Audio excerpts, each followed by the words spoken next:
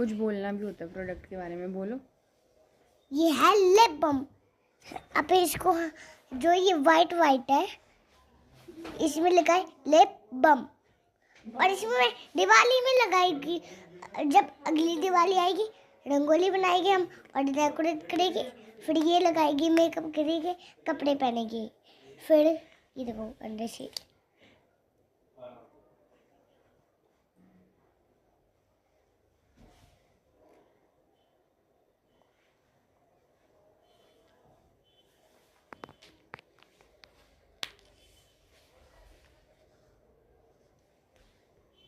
कुछ बोलो तो सही प्रोडक्ट के बारे में।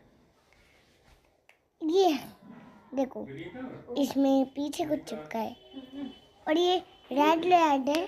देखो अंदर से रेड है, दिखाती हूँ। कौन से फ्लेवर की है ये, वो तो बताओ।